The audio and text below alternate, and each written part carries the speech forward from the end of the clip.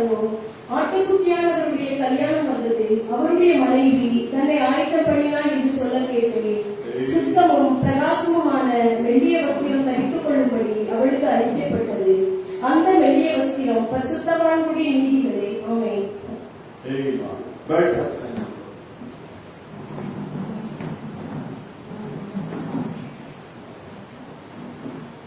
परमेश्वर के नाम की महिमा हो। आज पूरी दुनिया के अंदर यीशु मसीह का जी उठा हुआ दिन को लोग मनाते हैं। हालेलुया। लेकिन हम सब लोगों को मालूम है वो यीशु मसीह जो जी उठे, नबी कहता है वो जी उठा हुआ मसीह, यदि आप लोगों से कोई पूछे कि वो जी उठा हुआ मसीह कहां है, तो कह देना कि वो जी उठा हुआ मसीह मेरे हृदय के अंदर है। हालेलुया।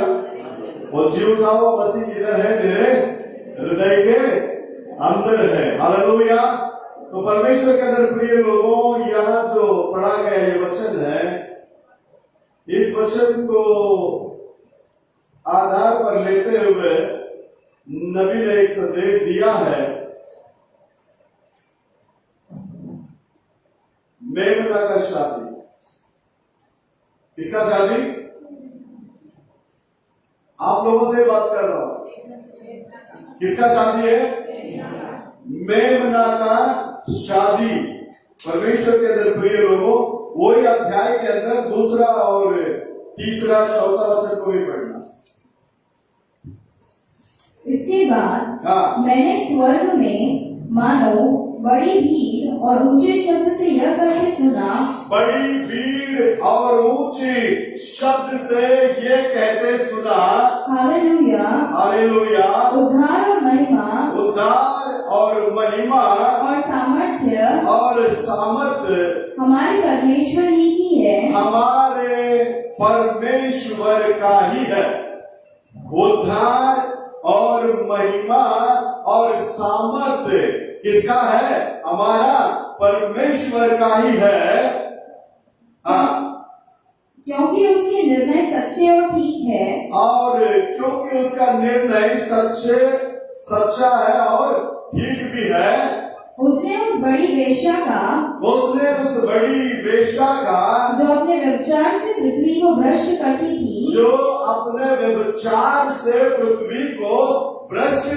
थी, न्याय किया और उसने अपने दासों के लहू का बदला लिया है। फिर दूसरी बार उन्होंने कहा हालेलुया। उसके जलने का धुआं युगाने उठता रहेगा। तब 24 प्राचीन लोग और चारों प्राणियों ने गिरकर परमेश्वर को दंडवत किया। चारों प्राणियों गिरकर परमेश्वर को दंडवत किया, जो सिंहासन पर बैठा था, और कहा आमेन आमेन हालेलुया हालेलुया। 5 वर्ष भी पढ़ना। तब सिंहासन में से एक शब्द निकला, है हमारे परमेश्वर सिद्ध सब डरने वाले दासों, क्या छोटे क्या बड़े, तुम सब उसकी स्तुति करो। स्तुति करो। फिर मैंने बड़ी भीड़ का सा और बहुत जल का सा शब्द और गर्जन का सा बड़ा शब्द सुना। Hallelujah hallelujah. क्योंकि प्रभु हमारा परमेश्वर सर्वशक्तिमान राज्य करता है। परमेश्वर सर्वशक्तिमान क्या करता है? राज्य करता है। हालेलुया। तो परमेश्वर के अंदर प्रिय लोगों, नबी कहता है कि मेमना का शादी आया और उसके लिए एक दुल्हन रहने वाली है, और आकाश में एक शादी का बोझ दिया जाता है, ये सारी बातें हमें मालूम है। वो परमेश्वर के जैसा ही, परमेश्वर जैसा निश्चय है, उसी रीति से ये दुल्हन को उठाए ले जाना और मध्य आकाश में बोझ होना, ये भी निश्चय है। क्या आप लोग विश्वास करते हैं? हालेलुया। क्योंकि ये परमेश्वर का क्या है? वचन है। और आपका जगत से परमेश्वर अपने दुल्हन को क्या कर रहा है? इकट्ठा कर रहा है, और वे सब मिलकर एक कलीसिया के रूप में उठेंगे, और वही लोग उस परमेश्वर के सामने न दाग, न धब्बा, न झुर्री, इसमें से कुछ भी नहीं होगा। ऐसा एक तेजस्वी कलीसिया के रूप में हम लोग प्रभु के सामने क्या करने वाले हैं? खड़े होने वाले हैं। हालेलुया। और अब वो दुल्हन अपने आप को क्या कर रही है? तैयार कर रही है। शास्त्र में कहता है दुल्हन अपने आप को क्या कर रही है? तैयार कर रही है। हाँ, परमेश्वर के अंदर प्रिय लोग, परमेश्वर बहुत सारे लोगों के बीच में से कुछ लोगों को प्रभु चुनकर लिया है। शास्त्र में कहता है बुलाए हुए लोग बहुत है, लेकिन चुने हुए लोग कैसा है? बहुत कम है। हालेलुया। चुने हुए लोग कैसा है? कम है। और उस चुने हुए लोगों में से हम लोग क्या करना चाहिए? होना चाहिए।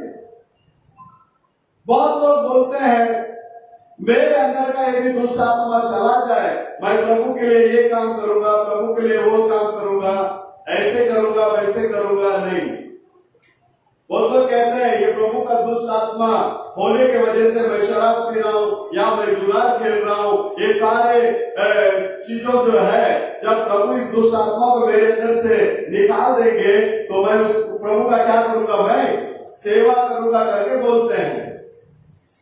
लेकिन परमेश्वर के पास आने वाला वो है करके विश्वास करना चाहिए, और वो जब विश्वास करके प्रभु के पास आता है उसके लिए सारा काम संभव है। हालेलुया। कोई भी काम असंभव नहीं है। सारी बुराइयों से, सारी परिस्थिति से आपको परमेश्वर बाहर लेकर आ सकते हैं, यदि आप अपने आप को पूर्ण रीति से प्रभु के पास देंगे तो।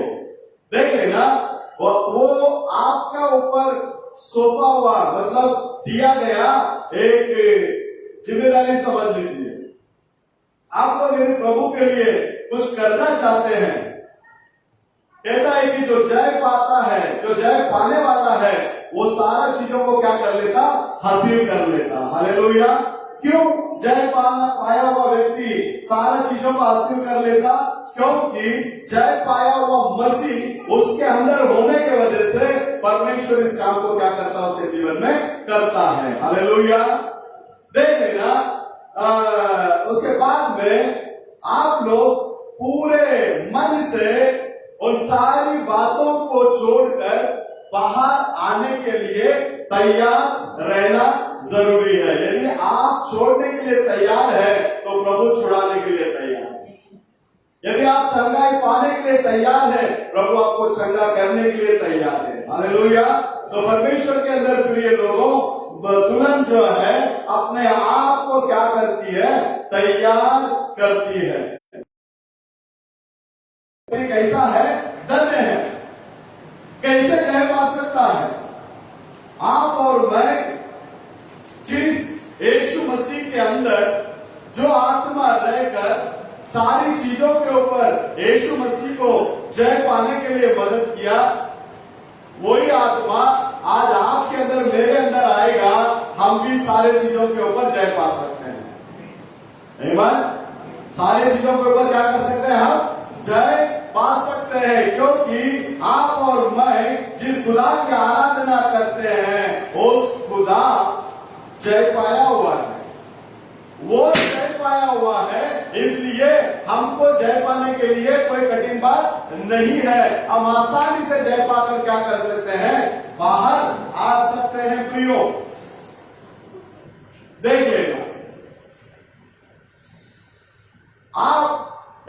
निर्णय लेने के अवसर पर आपको प्रभु खड़ा करता है और प्रभु चाहता है कि आप स्वयं वो निर्णय ले।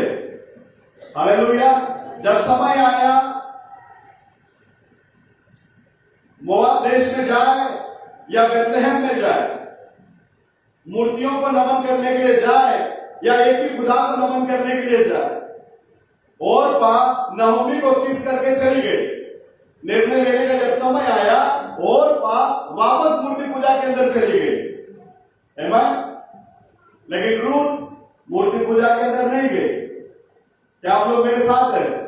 एक जोर से हालेलुया बोलो। पंजाब का हालेलुया सुना है आप लोगों ने? हालेलुया।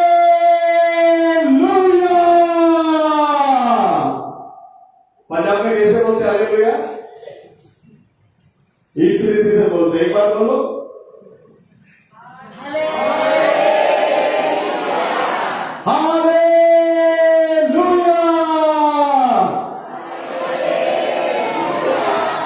देख लेना। और वापस जिन गंदी चीजों को छोड़कर आई, वापस वहां चली गई। लेकिन रूथ ऐसा नहीं किया। हालेलुया। क्योंकि रूथ को अच्छी रीति से मालूम है मूर्ति पूजा के अंदर जो व्यक्ति चला जाएगा वो परमेश्वर के राज्य में प्रवेश नहीं कर सकता। हालेलुया। जो मूर्ति पूजा के अंदर चला जाएगा वो किधर नहीं जा सकता? परमेश्वर के राज्य में जा नहीं सकता। पहला कोरिन्थियों 6वां अध्याय में पौलुस क्लियर कर लिखता है।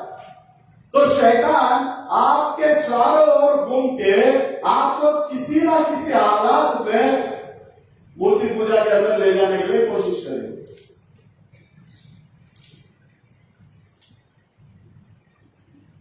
सुलेमान को छोड़ा नहीं है। राजा सुलेमान को क्या नहीं किया? छोड़ा नहीं। परमेश्वर के अंदर प्रिय लोगों, सतर्क रहो और सावधान रहो, क्योंकि अब हम लोग एक निर्णय लेने का ये समय है और वो निर्णय लेने के समय में हमारा विश्वास और हमारा आदर को हम परमेश्वर के पास बताते हैं। हालेलुया। किसके पास बताते हैं? हम अपने परमेश्वर के पास क्या करते हैं? बताते हैं। अब्राहम को प्रतिज्ञा किया गया था, मैं तुझे एक लड़का दूंगा।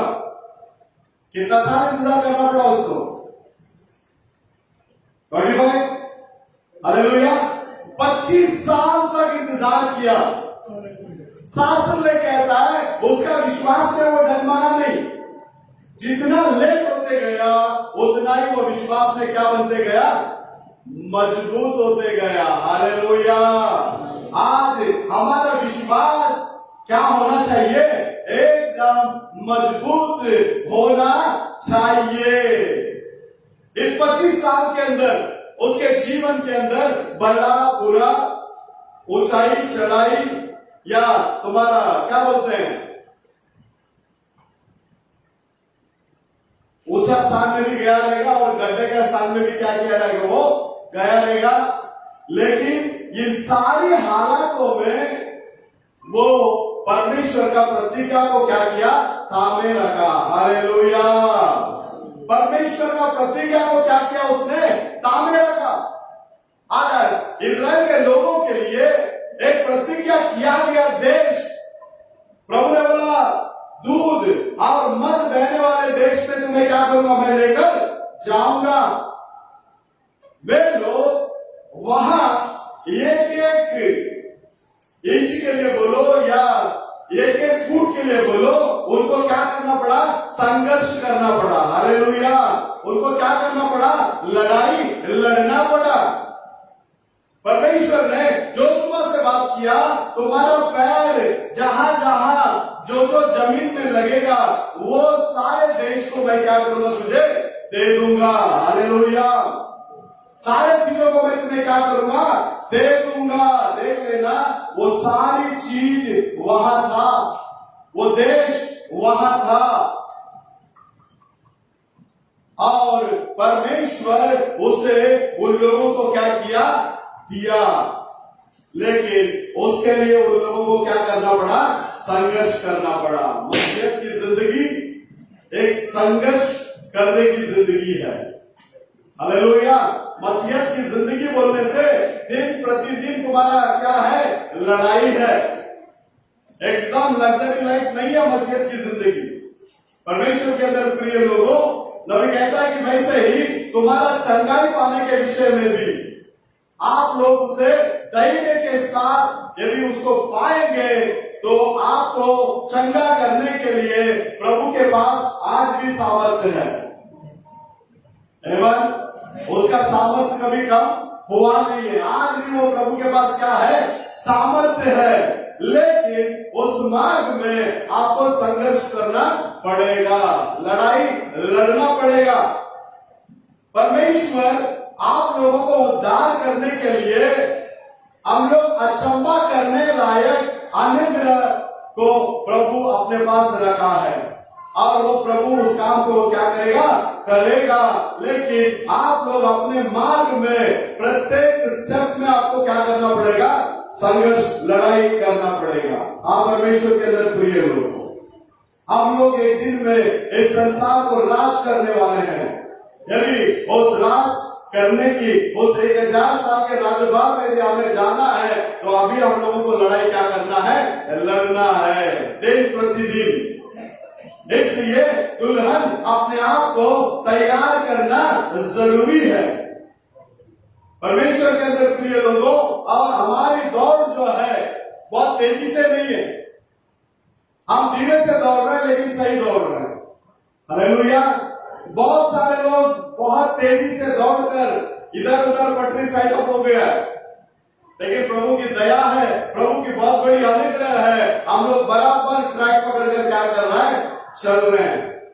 बहुत सारे बोझ हमारे चारों ओर घेरा हुआ है, कोई बात नहीं, लेकिन इन सब को हटाकर हमें बचाने के लिए अपना प्रभु जिंदा है। हालेलुया। अपना प्रभु कैसा है? वो जिंदा है और आज भी वो हमारे साथ है प्रियो। हाँ परमेश्वर के अंदर प्रिय लोगों, वहां जब दुल्हन तैयार हो रही है तो तैयार होने के समय में उसका मन में हमेशा यही फीलिंग होगा, कब मैं जाऊं, कब मैं मेरे दूल्हा से मुलाकात करूं।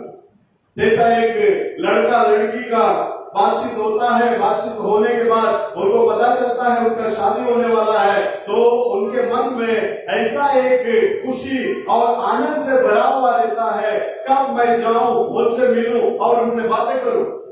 उसी रीति से आज दुल्हन का मन में भी यही होना चाहिए, मैं कब मेरे खुदा से मिलूं, कब मेरे खुदा के साथ में मैं बातें करूं। कैसे आप बात कर सकते हैं?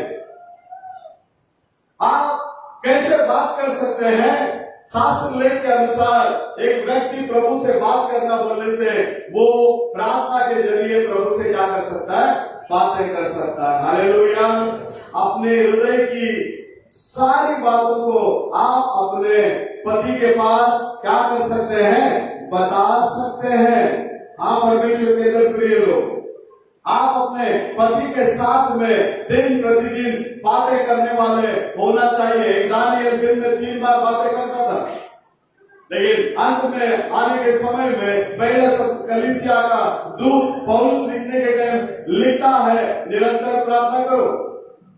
तो निरंतर आपके मन में स्तुति धन्यवाद जब निकलता है, उस समय में परमेश्वर के अंदर प्रिय लोगों, आप परमेश्वर के साथ में क्या करते हैं? बातें करते हैं और परमेश्वर आपके चारों ओर उसका उपस्थिति रहता है। कभी कभी ऐसा होता है, हम लोग कुछ गाना सुने मसीह का या वचन पढ़े या संदेश पढ़े, उस समय में हम अपने आप को भूल कर हमारे अंदर से आंसू में बहने निकलती है, आंसू रहता है, बिना कारण हम रोते हैं, वहां आंसू बहते रहता है।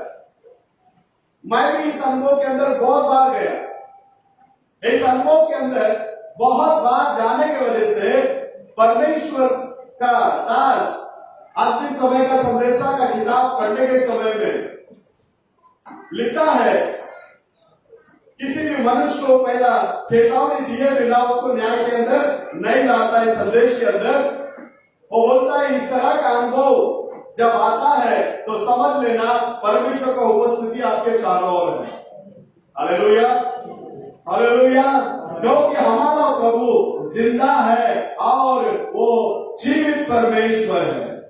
तो आज यदि एक शारीरिक प्रकार का हम शादी को देखते हैं, एक लड़की को निर्णय लेना पड़ता है, एक लड़का को निर्णय क्या करना पड़ता है, लेना पड़ता है। उसी तरह परमेश्वर का जो कलीसिया, परमेश्वर का जो दुल्हन, उसको भी क्या करना पड़ता है, निर्णय लेना पड़ता है। अब देख लेना, वो निर्णय लेने के बाद उन लोग एक करार के अंदर आते हैं। एक करार के अंदर आने के बाद उनका जो है शादी होती है। देख लेना नबी किस रीति से बात कर आता है। देखिए, पहला कार्य वो निर्णय लेना पड़ता है। और ये निसर्ग के शादी के विषय में पहला काम जो है निर्णय लेना। उसके बाद में उस जवान लड़की से पूछा जाता है, क्या आप सच में इस जवान लड़के को जो तेरे लिए नृत्य किया है, इसको आप चाहते हैं? तो लड़की अगर चाहती है तो उसको क्या करती है, हाँ मैं चाहती हूं, मैं इनसे क्या करना चाहती हूँ, शादी करना चाहती हूँ। उसी तरह से आत्मिक रीति में हमसे भी पूछा जाता है, तुम्हारा सृजनहारी कौन है? तुम्हारा पति है। अगर हमको निर्णय लेना है, हम उसको चाहते हैं, तो उससे हम शादी हमारा होने वाला है, तो निर्णय लेने के बाद हमको उसी के साथ में चलना पड़ता है। जैसा एक लड़के को शादी करने से पहले निर्णय लेकर करार में आकर शादी करने के बाद उस लड़के के खिलाफ में, मतलब उस दूल्हा के खिलाफ में, उसके बाद में वो कुछ भी काम क्या नहीं कर सकती है, कर नहीं सकती है। हालेलुया। उसके बाद वो लड़की उस लड़के के अधीन में आ जाती है और वो लड़की उस लड़के के लिए एक पवित्र जीवन जीना जरूरी है। उसी रीति से दुल्हन को भी निर्णय लेने के बाद, करार के अंदर आने के बाद मसीह के साथ में एक सच्चा जीवन जीना जरूरी है। हालेलुया। कैसा जीवन जीना जरूरी है? एक सच्चा जीवन जीना जरूरी है। जैसा वो लड़का, उसको छोड़कर दूसरा किसी को प्रेम नहीं कर सकता, दूसरी औरत को उसके जिंदगी में क्या नहीं है, स्थान नहीं है। ये लड़की को इसके अलावा दूसरा किसी लड़के का क्या नहीं कर सकता, उसके जिंदगी में आ नहीं सकता। उसी तरह आपके और मेरे जीवन में मसीह के अलावा ये दुनिया हमारे बीच में क्या नहीं कर सकती है, आ नहीं सकती है। Hallelujah, hallelujah. ये दुनिया हमारे जीवन के अंदर क्या नहीं कर सकता, आ नहीं सकता। जैसा वो जवान लड़की अपना दूल्हा के लिए उत्तम से रहती है, उसी रीति से हम भी हमारे परमेश्वर के लिए उत्तम से रहना जरूरी है। देख लेना, उसी रीति से मसीह भी वो जो निर्णय लेकर आप लोग जो करने वाला पहला काम जो है, परमेश्वर को आप अपना उद्धार करता करके क्या करना चाहिए, स्वीकार करना चाहिए। एवं हम सभी ने उस खुदा को उद्धार करता करके स्वीकार किया। प्रभु यीशु मसीह के नाम से हमारा बपतिस्मा हुआ पापों की क्षमा के लिए, जैसे कलाम के अंदर लिखा है।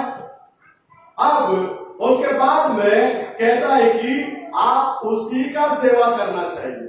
हालेलुया। जैसा एक पत्नी अपना पति का सेवा करती है, उसी रीति से हम उसका दुल्हन किसका सेवा करना चाहिए, प्रभु यीशु मसीह का ही क्या करना चाहिए, सेवा करना चाहिए। आपके विचार में ये निर्णय लेने के बाद आप संसार की सेवा नहीं कर सकते। इसलिए एलिया और बाल देवताओं के को नमन करने वाले नबियों के बीच में बात करने के टाइम बोला, यदि यहोवा खुदा है तो यहोवा का क्या करना, आराधना करना। यदि बाल देवता है तो उसका तुम क्या करना, आराधना करना। तब तक दो मन में, दो विचार में तुम चलोगे। तो परमेश्वर के अंदर प्रिय लोगों, हम लोग किसको सेवा करना चाहिए? दुनिया की नहीं, हमको मसीह का सेवा करना है। एवं हम लोग किसका सेवा करना चाहिए? मसीह का सेवा करना चाहिए। इस बात को आपके विचार में आप क्या कर लेना चाहिए? निर्णय कर लेना चाहिए। यदि आप परमेश्वर का सेवा करने के लिए जाएंगे तो दुनिया के लिए आपको क्या करना पड़ेगा? मरना पड़ेगा। एवं दुनिया के लिए क्या करना पड़ेगा? मरना पड़ेगा। जिस रीति से पौलुस नबी कहता है, मेरी आशा, मेरी इच्छा, सारी चीजों को मैंने मसीह के साथ में किधर मार दिया? सलीब पर मार दिया, क्रूस पर क्या कर दिया? मार दिया। अब मैं नहीं रहा, मुझ में कौन जीवित है? मसीह जीवित है। Hallelujah, hallelujah. तो अपने कलीसिया के अंदर जो परमेश्वर का जो अंतिम समय के संदेश के अंदर रहने वाले लोग टोटली इस दुनियावी बातों के लिए क्या करना चाहिए? कंप्लीटली अपने दिल और दिमाग से क्या करना चाहिए? निकाल देना चाहिए। कब निकलेगा? आप निर्णय लेंगे तब उसको क्या कर सकते हैं? पूरा कर सकते हैं। हालेलुया। उसके बाद में देख लेना, आपका जैसा शादी होता है उसी रीति से आप लोग वेदी में आकर प्रभु के साथ में क्या करते हैं? आप करार बांधते। मैं प्रभु के साथ में क्या करूंगा? चलूंगा। जैसा वो लोग बोलते हैं ना शादी के टाइम में, दुख में सुख में, है ना, सारी परिस्थिति में मैं तुम्हें क्या करूंगा? प्रेम करूंगा। प्रभु ने हमसे प्रेम किया, है ना। शास्त्र कहता है, पिता ने संसार से ऐसा प्रेम किया, उसने अपना एक पुत्र को क्या कर दिया? आपके लिए, मेरे लिए दे दिया, ताकि हम क्या पाए? अनंत जीवन को पाए। हाँ परमेश्वर के अंदर प्रिय लोगों, उसके बाद में आप लोग प्रभु के साथ में जब चलने के समय में प्रभु का सामर्थ आपके अंदर भरपूर से आता है। प्रभु का सामर्थ कैसा आता है? भरपूरी से आता है। प्रभु का सामर्थ्य जिस व्यक्ति के अंदर आ जाता, प्रभु के सामर्थ्य से जिस व्यक्ति भर जाता, उसके बाद में इस दुनिया का कोई भी ताकत उसको मसीह का प्रेम से क्या नहीं कर सकता? अलग नहीं कर सकता। इसलिए मैं बार बार ये कहता हूं, अपना कलीसिया के अंदर छोटे बच्चे से लेके बुजुर्ग तक सभी लोग उस पवित्र आत्मा के सामर्थ्य में हम लोग क्या करना चाहिए? आना चाहिए। उस पवित्र आत्मा का अभिषेक में हम लोग क्या करना चाहिए? डूबना चाहिए। जैसे जैसे हम लोग उस आत्मा के अंदर बढ़ते जाएंगे, उतना ही हम प्रभु के साथ साथ क्या करेंगे? चलेंगे। जितना हम प्रभु के साथ साथ चलेंगे, उतना ही शैतान हमसे क्या करेगा? दूर रहेगा। हालेलुया। उतना ही शैतान हमसे क्या रहेगा? दूर रहेगा। शैतान बहुत चालाक है प्रियो। शैतान को इतना आप लोग कमजोर मत समझो। वो हमेशा हमेशा परमेश्वर के बच्चों के बीच में आकर क्या करेगा? कार्य करने के लिए तत्पर वो क्या करता है? खड़ा रहता है। लेकिन जब प्रभु का अनाइंटिंग हमारे ऊपर रहेगा तो हमें कुछ भी नहीं कर सकता। हालेलुया। क्योंकि परमेश्वर का आत्मा जब हमारे अंदर आता है, वही हमारा शील्ड बनता है, वही हमारा आत्मिक क्या बनता है? तलवार बनता है। वही हमारा आत्मिक क्या बनता है? भोजन बनता है। वही जिस खुदा ने वहां अय्यूब के घर के चारों ओर बाड़ा बांधकर जो संरक्षण दिया, वही खुदा आज हमारे बीच में और हमें वो संभालता है। हालेलुया। हमें केवल वो संभालता ही नहीं, और हमारे बच्चे लोगों को भी वो क्या करता है? संभालता है। दुनिया के अंदर दो प्रकार का कलीसिया है। एक इसी अध्याय में उसने बता दिया, वो वेश्या स्त्री के बारे में, जो अपना संत लोगों का खून का पलटा क्या करेगा? मैं उससे लूंगा करके लिखता है। 24 प्रायश्चित के बारे में बात करता, 12 गोत्र पिता लोग और 12 प्रेरित लोग। वो 12 गोत्र पिता लोग जो है, एक ही खुदा को नमन किया। कितना खुदा को नमन किया? एक ही खुदा को नमन किया। और 12 प्रेरित लोग भी कितना खुदा को नमन किया? एक ही खुदा को नमन किया, और ये लोग किधर दिख रहा है? स्वर्ग में दिख रहा है। अगर ये 12 एक ही खुदा को मानने वाले ये लोग अगर स्वर्ग में दिखता है, तो आप और मैं कितना खुदा को नमन कर रहा है? तो फिर हमारा रहने का स्थान भी किधर है? हालेलुया। नबी कहता है अगर पौलुस नरक में होगा तो मैं भी नरक में होगा, पतरस नरक में होगा तो मैं भी क्या करेगा? नरक में होगा। यदि पौलुस स्वर्ग में होगा तो मैं भी स्वर्ग में रहेगा। हालेलुया। यदि पतरस स्वर्ग में रहेगा तो मैं भी क्या करूंगा? स्वर्ग पर रहूंगा। हालेलुया। तो परमेश्वर के अंदर प्रिय लोगों, पतरस ने जो प्रीच किया उन्हीं बातों को भाई ब्रह्मण ने भी प्रचार किया, पहले तो नहीं लाया। हालेलुया। एक ही खुदा, एक ही विश्वास, एक ही बपतिस्मा डाला गया। इस नेव को छोड़कर दूसरा कोई नेव है ही नहीं है। हालेलुया। तो परमेश्वर के अंदर प्रिय लोगों, हम लोग पवित्र जीवन जीना चाहिए करके प्रभु हमसे क्या करता है? बात जोड़ता है। तो परमेश्वर का कलाम कहता है एक खुदा को छोड़कर या अनेक खुदा के अंदर जब लोग चले जाते हैं, इसका मतलब वो लोग किधर चले जाते? मूर्ति पूजा के अंदर चले जाते। हालेलुया। तो सातों कलीसिया के युग के अंदर छुपा हुआ सारी गुप्त बातों को परमेश्वर ने क्या किया? अपने दास भविष्यवक्ता के द्वारा खुलासा किया। हालेलुया। हमको क्या किया? उसने खुलासा किया ही नहीं और हमें वो खिला भी रहा। हालेलुया। जैसा एक लड़की का एक लड़के के साथ शादी होने के बाद शास्त्र में कहता है पति और पत्नी कितना शरीर है? एक शरीर है। कितना शरीर है?